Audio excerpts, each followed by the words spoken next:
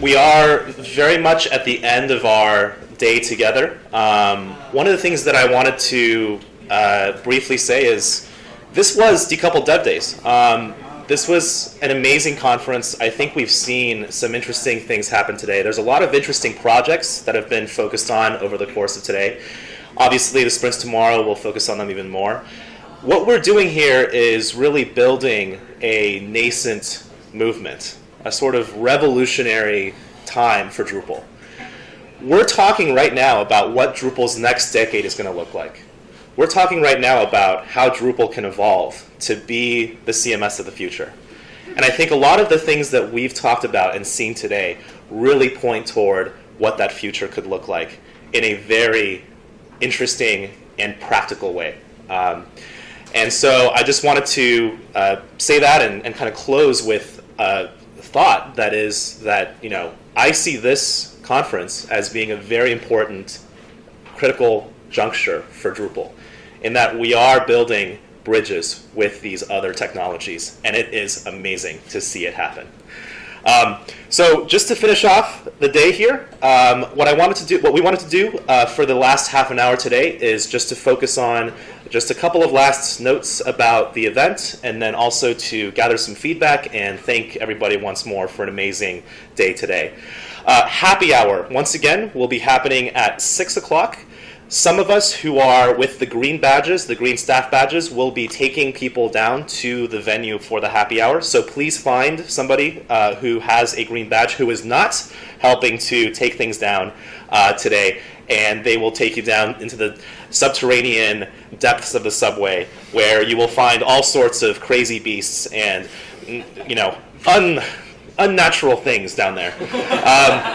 There will be hors d'oeuvres. There will be a limited open bar, so please get there on time so that you can enjoy some drinks with us if you so choose. Tomorrow is the sprint, once again here at 30 Rock.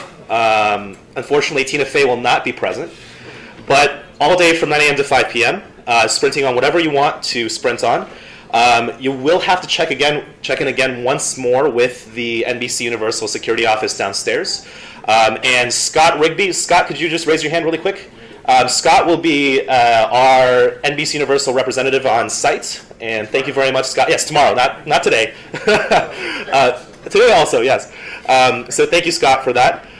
One of the things that we've heard today already in terms of feedback is that power has been a bit of an issue because of access to the walls. We do ask, if you are a local New York City attendee, please consider bringing a power strip that other people can benefit from. We are trying to get power strips from facilities, but we have no guarantee that we will actually get them. So, or just steal one from your Airbnb too. Yeah, steal one from your Airbnb. Yeah. This is open source. Borrow, exactly. So we want to avoid kind of people having to crowd by the wall sockets and so on and so forth. So this was a really great conference. We had a very successful inaugural conference. For a first edition of a conference, this was a huge success. We had 80 attendees who actually checked in and went through the whole security process, and that is a number that we actually have from security downstairs. This is not a lie. We have about 100 total registrants who actually paid and became part of the attendee list. We had 9 core organizers on the team who were participating in day-to-day and week-to-week meetings, and 5 additional volunteers who have been helping out throughout the weekend and doing all sorts of stuff. And one thing that I think is very important that we have to cover in any kind of conference like this is, of course, the notion of crafting a diverse and inclusive speaker lineup. It's a topic that's very near and dear to my heart. And how have we done in that regard? Well, one of the things that we did during the call for papers, for those of you who remember submitting a session, is that we asked 3 questions that were very important to actually helping us to find people who were going to be representative of marginalized groups. And one of the things that we strove to do was to devote about 15 to 20% of our speaker lineup to those individuals. So the things that we asked were things like, do you identify with a particular group? Is this your first time speaking? And do you use a particular PGP?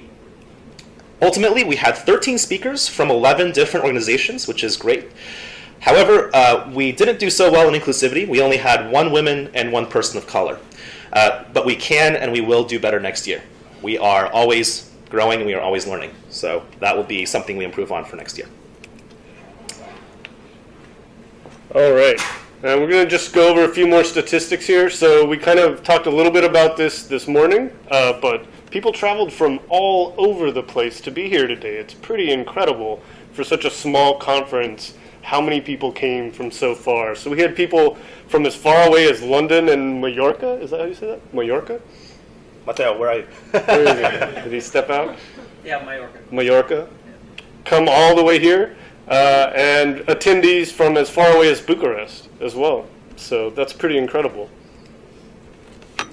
An amazing array of different organizations were involved in this, and we're really proud of how many different agencies were speaking or volunteering or involved in this entire event. So people from Acquia, Amazing Labs, Chapter 3, 4 Kitchens, Lullabot, Media Current, Phase 2, and the Weather Company. Those were all presenters today. As well as two of the JavaScript frameworks. We had core members from Angular and Ember. And this is something that as we continue to iterate on this, what we want this conference to become, we want to continue to improve these things and make this a very inclusive kind of event that brings the entire Drupal community together, but also other communities, because that's really what we're trying to do here is build those bridges, and it's vital that we can get more people from other communities to come and speak to us as well about things they're doing. Yes, you probably noticed the gadgetry up here and Mark running back and forth. We did record everything, and we'll be editing and posting those videos very soon. So keep an eye out for that. Follow our Twitter. What's our Twitter? It's just Decoupled Dev Days, right? Decoupled Days. Decoupled Days is the Twitter handle. So follow the Twitter, and we'll make sure to put out a message when the videos are uploaded. So special thanks to Mark for headlining the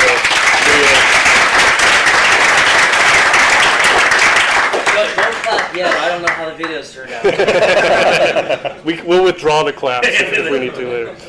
And here's all of our contact information. So definitely reach out. As we've kind of tried to emphasize, this is a brand new event, and we are really interested in how we can evolve this and keep it to make it even more meaningful thing and expand it next year. So we're open to all kinds of wild ideas, whatever you have. Should we move it to another city or another country next year? Should we open it up to not just Drupal, all different kinds of APIs? Whatever your thoughts are, we want to hear them. We want to hear how we can improve what Decoupled Dev Days can be. So please reach out to us and let us know what you think. And also, I wanted to mention that we'll send out a survey. We have everyone who's registered. We'll send out a survey in the next few days.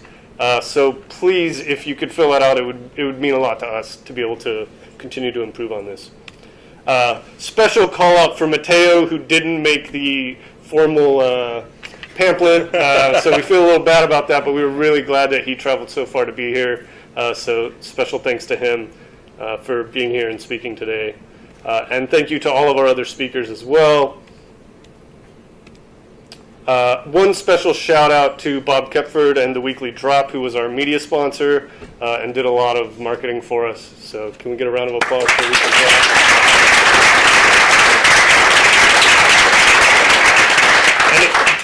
Probably everyone here knows what that is, but that's a newsletter that publishes weekly articles about what's going on in the Drupal world. So if you're not already paying attention, that's a great way to get a up-to-date listing of what's going on.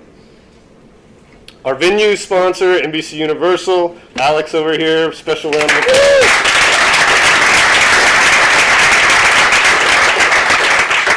Being in this space was really incredible, so we really appreciate you making that happen. And please pick up any trash or any belongings. We don't want to give facilities here more work than they already have. Because they will have to convert this entire space into a sprint space tomorrow. So anything that we can do to help speed up their job would be really appreciated. And just another shout out to all of our gold sponsors. I'm not going to read them all off again, but can we do one more round of applause? And our silver sponsors as well. There's no way we could have pulled this kind of event together in this short of amount of time without all of these agencies stepping up, so it really means a lot.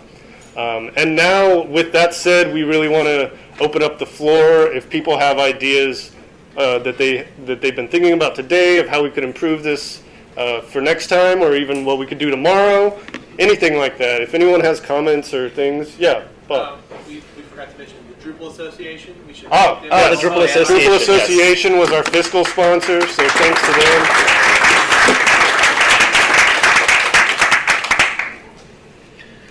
So what we'll do now is open up the floor. We've got about 10 minutes or so where we'd love to hear from you, your initial feedback, your initial thoughts, some critiques, some comments, recommendations, anything that you think is useful. Once again, this is the first edition of this conference, and we really do want to iterate on this and improve, just like we do with our code every day, as much as we hate that. So if people have any thoughts, I'll feel free to come up, and I'll also summarize them at the mic as well. It's just a small bit, but one thing I realized in a lot of small conferences that it's all about like the talks, and like it felt like we just had like 10-minute breaks between talks, and I think it's not enough.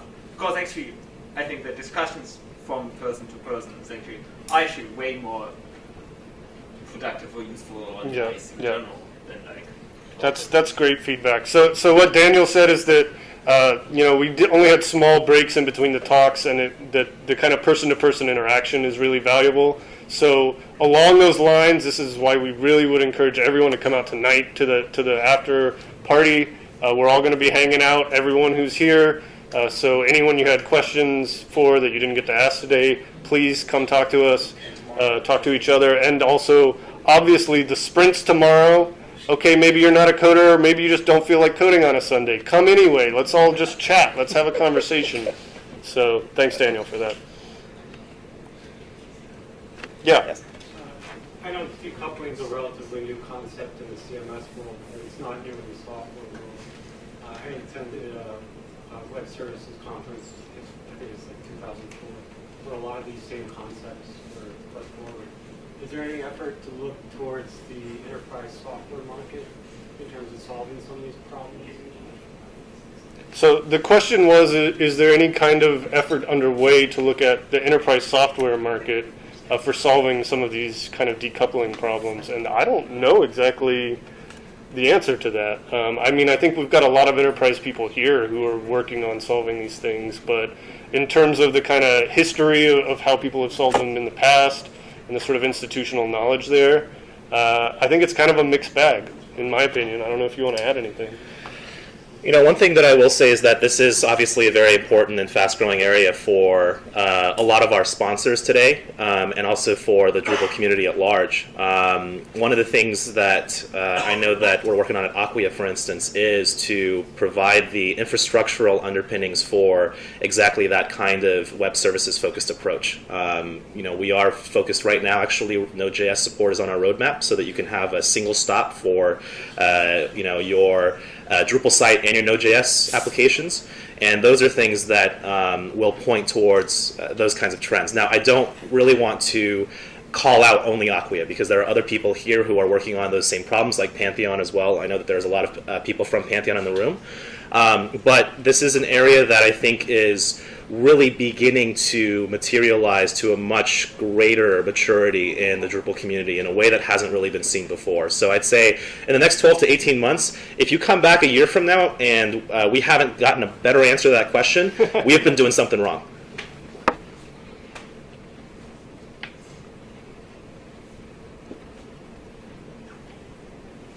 Yes, go ahead. So my feedback is not for improvement. I just wanted to say that this was a lovely event, and I appreciate all the effort I took from the organizers and all you did.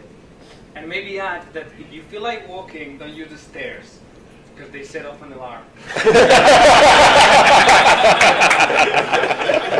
Oh, so that's where that announcement came from. Yeah, so the culprit has identified himself.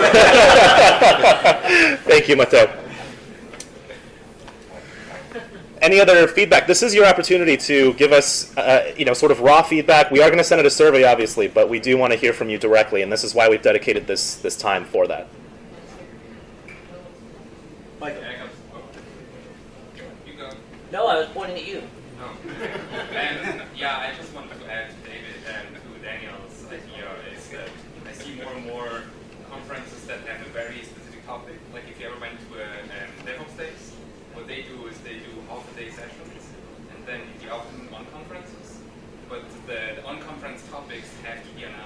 stage.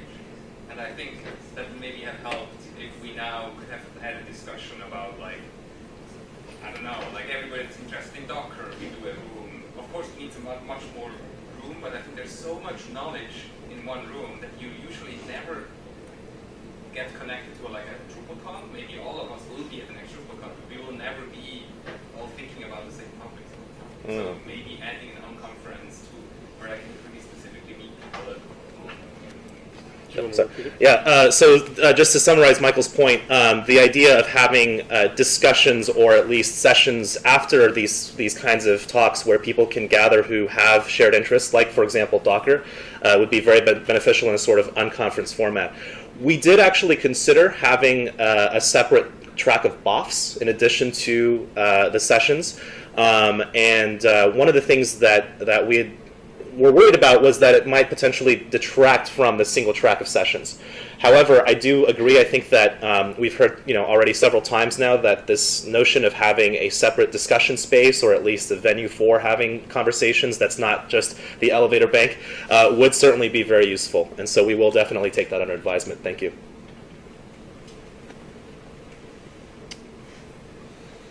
Yes, Ben Jevons. I'll say, along with discussions, one thing I liked about today was the afternoon had shorter talks. I think it's really good to cover a lot of different topics. That way, they were a little bit longer than lightning talks. We got a little bit more in depth. We didn't have to get into the nitty gritty, which times like either discussions or tomorrow will be great for. Thanks. So the comment was that there was a appreciation of us doing the smaller talks in the afternoon, and it's something. It was kind of an experiment. And we debated exactly how we were going to do it. Knowing that we were going to do single track, we still wanted to get as many different kinds of topics and things addressed as possible. So that's great to hear. And we chose the afternoon because we knew everyone would be a little more tired after lunch, and so we figured shorter talks would kind of keep people engaged. So that's great feedback to hear.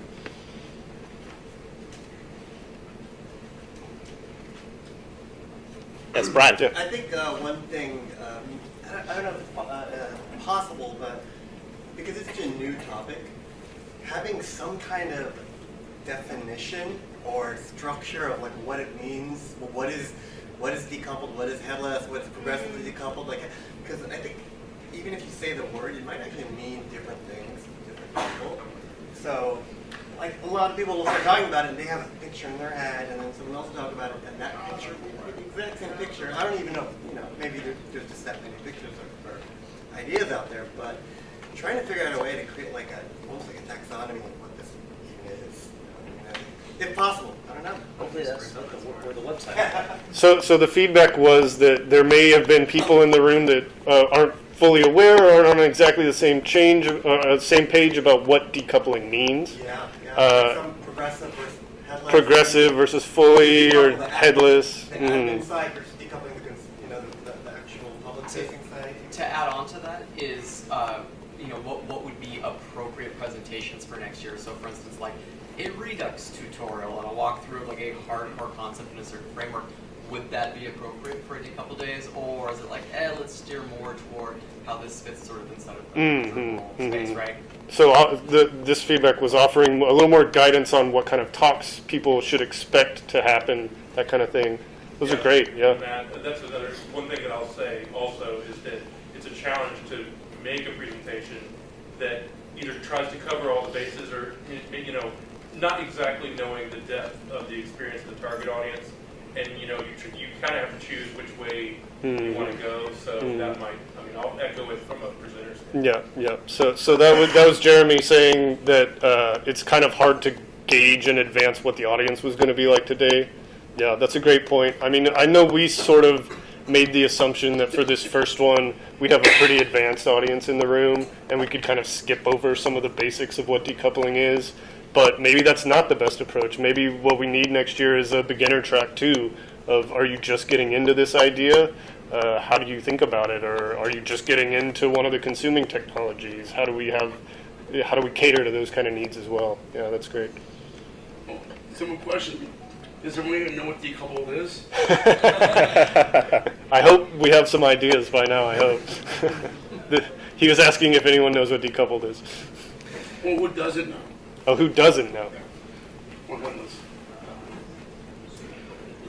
I do. Oh, sorry. Yes, go ahead, I Scott. won't say that I don't know because the question. I think the point that I heard earlier does not. I didn't assume you meant that you assumed anyone in the room didn't have expertise, but that people may have different definitions, and I would be surprised if they didn't, given that decoupling within the Drupal community has begun to take on sort of a consensus only because that's a certain set of definitions has been pushed through the last, I don't know, year or so. I mean, it's been in discussion for longer, but within the wider Drupal community. But within software engineering, it means something wildly different than that. Mm-hmm. Also, there's still competing meanings for that terminology.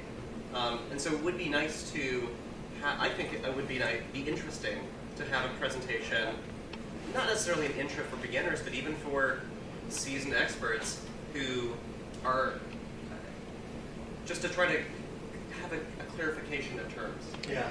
Is all. And even if people don't agree that those are the terms they're using, it would be nice to at least present, I think, nice to present the different common views on these things. Not the full architectural stack and all of that, but just high level of what people mean when they say what they might mean when they say certain things, and then ask people to qualify what they mean as they're going through their presentations. So just to attempt to distill what Scott said, what we're really looking for is a bit of a primer or a glossary, for what it is that these terms mean. Like, what is progressive decoupling? What is decoupled? And what does it mean to different people? What does it mean to the marketer, for example, versus different personas? That's kind of just my added refinement to that. I'm going to make a shameless plug. I'm actually going to be giving a talk called Introduction to Decoupled Drupal at DrupalCon Vienna if you're going to be going next month, and I'm going to take a lot of what Scott just said into consideration for what I'll be, because I haven't started my deck yet. I'm not going to start it until like the night before. The plain. So do you spell that ALEXRO? Yes, Ted. What some camps do, Drupal camps, just generic ones, they'll have like sessions, but then they'll have beginners, if they want to, just do a training the whole day. Because I think with something like this, if you want to, like I feel like a lot of people came here, do know what decoupling is, but maybe that's because people selected out. If they saw it, like, oh, I don't even know the lingo, so I just want to get started, so maybe they wouldn't show up.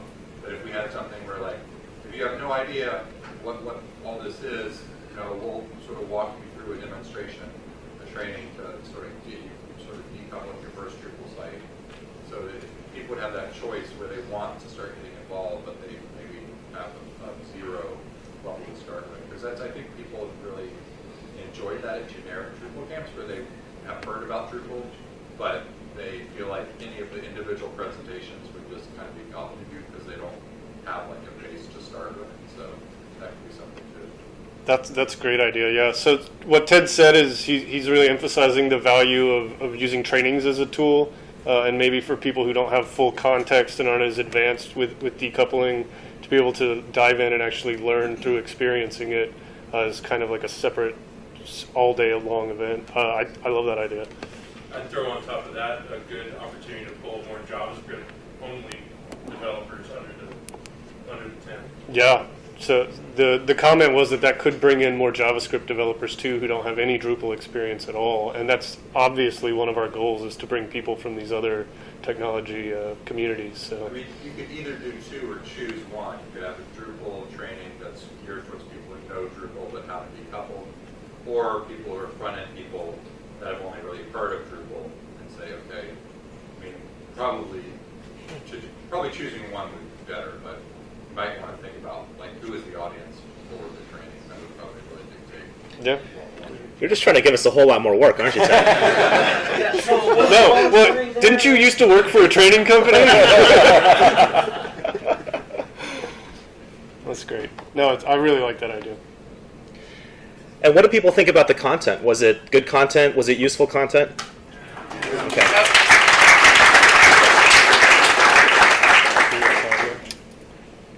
So we got a few minutes left. I think in the last few minutes we wanted to bring up on stage or to the front of the room, everyone who was volunteering or helped with the event in any way. So if you hauled boxes or anything to do with the event at all, please come on up. Because we got boxes to haul back. Yeah, because we have to haul boxes right back. So, and you know, all of these people right here, I just want to say, every single person who is coming up right now has put in their hard-earned time and their energy to devote their attention to this event and to make this event a success. Without this group right here, without this dream team, we would not have made this event possible. And so I do want us to give a huge round of applause to this team right here.